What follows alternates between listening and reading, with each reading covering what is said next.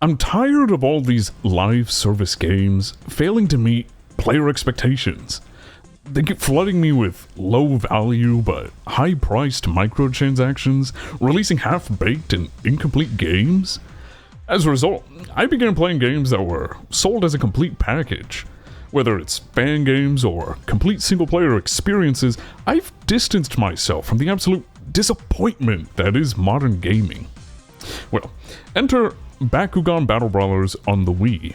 The game was released in 2009 and has been the object of my entertainment for the last week.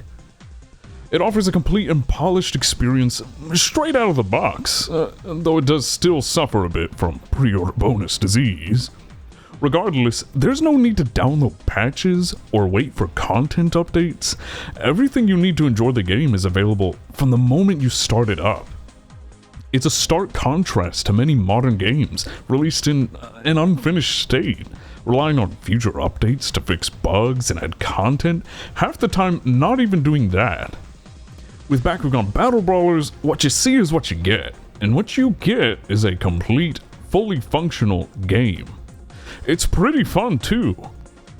The story takes place sometime between episodes 10 to 30 of the original Bakugan Battle Brawlers anime, largely revolving around original Bakugan OC Do Not Steal Leonidas, a Bakugan born in the Doom Dimension with a hatred for all Bakugan.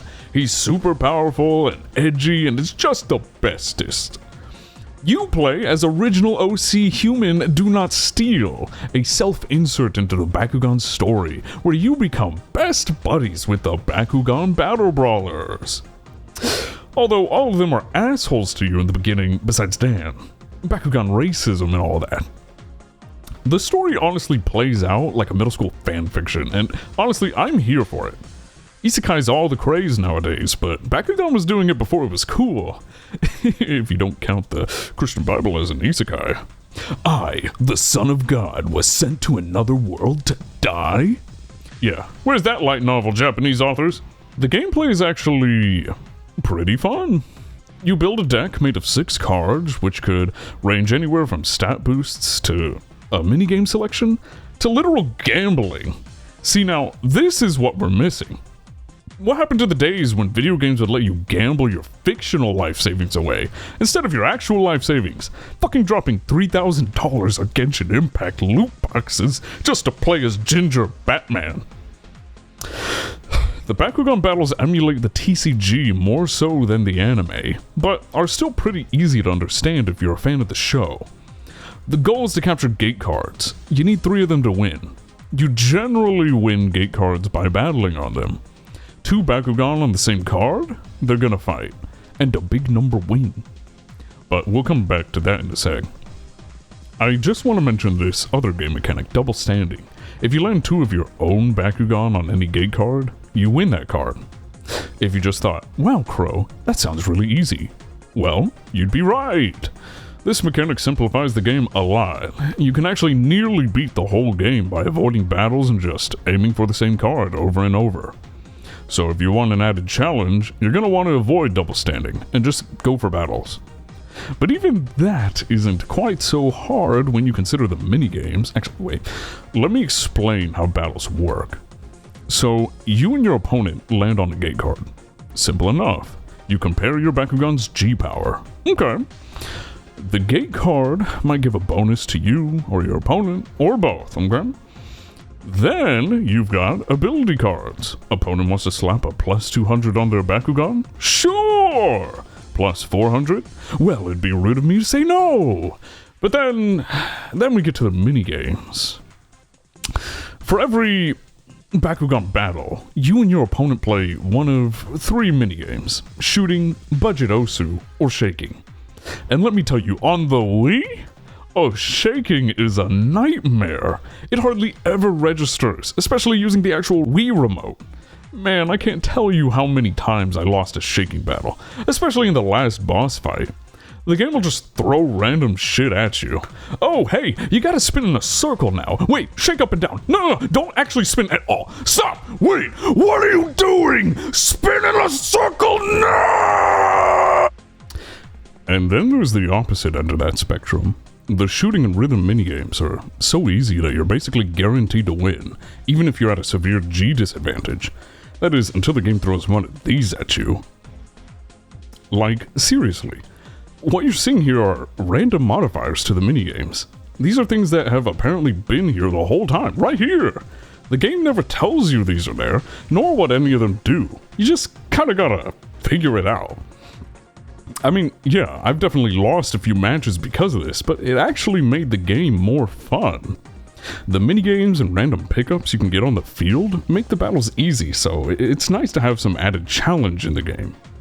Speaking of added challenge, I decided just to not play the game with the main Bakugan, which was surprisingly fun since I kept watching cutscenes where my main character was like, "I only won because of Leonidas," and I'm like, "Who's Leonidas? That's my skills talking." That's my skills talking! Oh yeah, you're gonna be hearing that a lot in this game. So, the main device for this game's story are tournaments. The tournaments consist of several battles, and oftentimes each tournament will have its own format, like Battle Royale, 2v2, 3v3, you get the idea. In between battles, you can shop for various Bakugan, new cards for your deck, or just straight up upgrade your Bakugan. There's a lot of options, but I just went for G-Power since that seemed to give me the biggest advantage.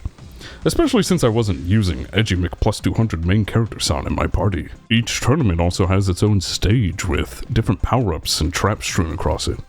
The Ventus stage will just straight up yeet you around, and the Chaos stage, well, that has T. Guerrero roaring a flashbang straight in your ear. Like seriously, what is this? Pirates has you role-playing as Anakin Skywalker on Tatooine. And the Darkest stage, well, it's only used for one fight, the final boss. It's against this Masquerade ripoff kid, which would make you think he'd replaced Masquerade in this game, right? Nope, he's here, and now he's on the kid's side. Or the kid's on his side. There's even one point where Masquerade tries to recruit you, your character, to join him.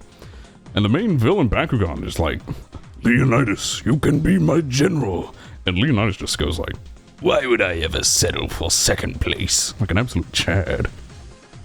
Anyway, the final boss fight. You're fighting this kid, his Bakugan gets high on Doom energy, and all the battle brawlers get their energy sucked up and can't fight anymore. Everyone except for Leonidas, that is, since he was born in the Doom dimension and all that. So you square up against the boss, but that's when you're told, hey, you're only getting to use Leonidas for this fight. You gotta make a new deck.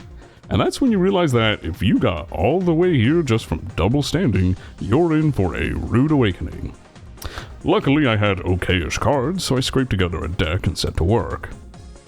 The Darkest stage was quite fun. It was a shame you only got to play it for this one fight, considering the other stages had like 7 fights each on all of them. Regardless, after a lot of trial and error, and a lot of shaking, I mean a lot of shaking, I ended up winning and beating the game. This was by no means the quote-unquote end of the game. I could still refight all the main characters and unlock their signature Bakugan, but this is certainly where I set the game down.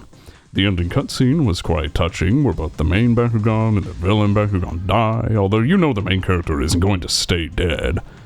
And by this point, I'd put a good 12 to 14 hours into the game, so I was pretty satisfied. So there you have it. Bakugan Battle Brawlers on the Wii. It might not have flashy graphics or the massive multiplayer online modes of modern games, but it offers something far more valuable, a complete and enjoyable gaming experience right out of the box. With its engaging gameplay, nostalgic value, and absence of microtransactions, it stands as a testament to what gaming used to be about. Pure, unadulterated fun. Discovering this gem from 2009 has been a refreshing journey, reminding me of the days when games were designed to entertain and challenge without constantly dipping into our wallets. It's a reminder that sometimes looking back can be just as rewarding as looking forward. If you're feeling disillusioned with the state of modern gaming, give Bakugan Battle Brawlers a try. Whether you're a longtime fan of the series or just someone looking for a solid single-player experience, it's a game that delivers on its promise and provides hours of entertainment. Alright, well, I'm about at outro, so thanks for watching.